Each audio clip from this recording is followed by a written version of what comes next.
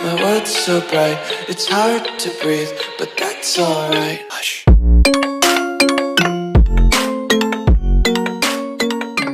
This is a story. This is a story of hybrids inheriting the earth, a new generation coming into power, but retaining that humanity to remember what to do right this time. This is a story of storytelling, a man's time being done, failing to live in harmony with the land. This is a story of failure, of triumph, and never forgetting the face of God as man did. This is a story passed along to the hybrids as the series ends, starting a new narrative for humanity. This is a story of a pandemic which nature fought back and created the hybrids. A story where we see societies rise, we see societies fall, we see people live, we see people die. This is a story about a legacy of characters and how storytelling lives on long past death. How we are our stories and how our stories will shape the future.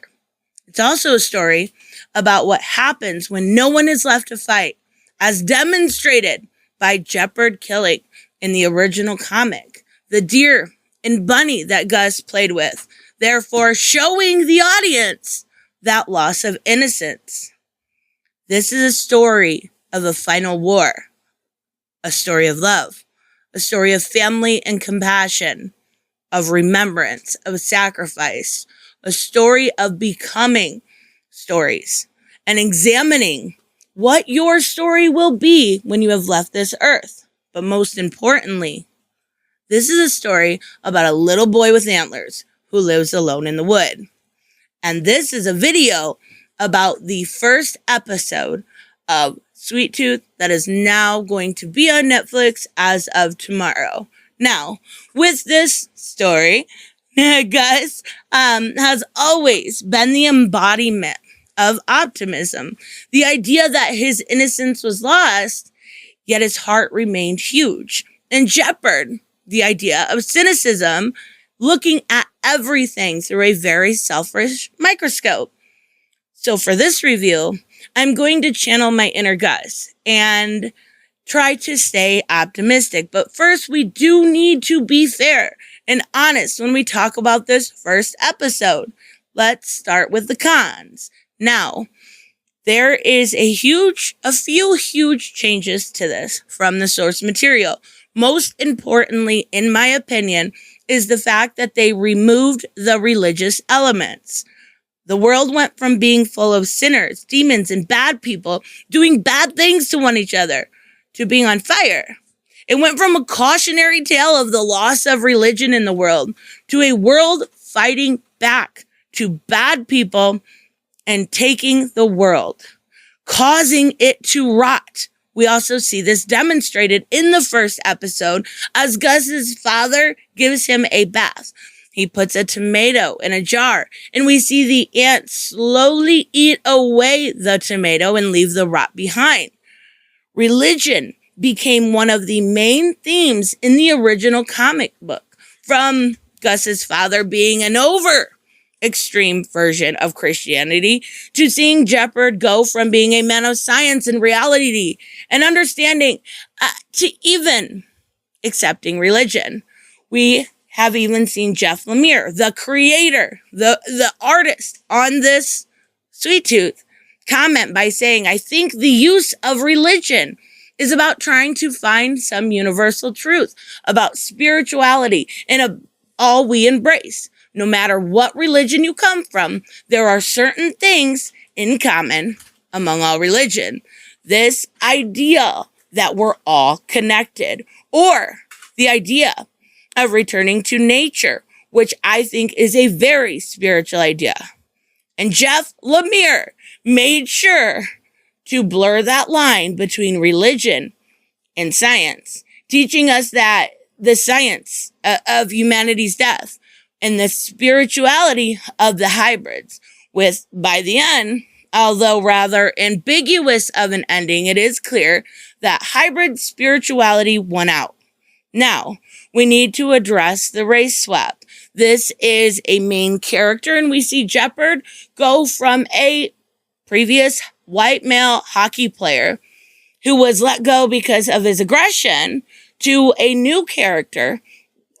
Same character, I guess you could say, but it is a race swap. He is now Jeffery, but what we know of him has not been revealed yet by the end of the first episode. Now, Jeffery, it did have a little Easter egg during the beginning when we see Dr. Singh watching the television about what is going on in the world. We see Jeffery in the back as a football player instead of a hockey player. So there are similarities in these characters. As far as how far they go, we're going to have to wait and see. But again, channeling my inner Gus, I'm going to try to be optimistic about the race swap. So both of these changes that are huge, massive changes to the source material, I feel that we're probably done to be more appealing to a wider audience. Sometimes that works. Sometimes it doesn't. That's something we'll have to wait and see. But Jeff Lemire has a very, a pretty big cult following. So I'm hoping it gets and stays with that dark edge that the original one had. It was present in the comic. It should cross over. But what we're seeing as of right now, we haven't seen any evidence to actually say that's going to be there, right? So those are my main two issues. I also wonder why it wasn't on HBO Max. This is a Warner Brothers property. This is from DC Comics. It's a little weird, but I digress. We've seen some shows come to HBO Max that have been so well done. And generally, as a rule of thumb, save for maybe Umbrella Academy, what we've seen as far as superheroes go to Netflix don't have that same, I guess the best way to describe it is they're just not near as good. Look at something like Jupiter's Legacy most recently. It got canceled because it just wasn't as good, because they deviate so much from that source material as compared to something like Doom Patrol, who does not, and it is on its third season. So my fear that it is on Netflix is valid. I wish we would have had it on HBO Max, but it does give me hope that the remainder of this season will be good because it is in the hands of Robert Downey Jr. Now, let's go a little bit into the good, because I definitely want to talk about it. The first episode had beautiful, and I mean beautiful, representation of a post-apocalyptic world. Most of the time when we see a post-apocalyptic world, we see this absolute fiery mess. This was a beautiful, absolutely beautiful representation of the Earth. Every single shot was stunning. All the nature, everything encompassed was beautiful. It was shot in New Zealand, and that probably explains a lot, because now I feel like I should probably move there. Oh my God, it's beautiful. Now, as far as the changes, there still was a lot of good. I talked just a little bit ago when we were talking about Christianity, about the bath scene. It was beautifully done. We see almost in the steam ghost representation as he's telling his son the story of why the earth is on fire and why it has became this way.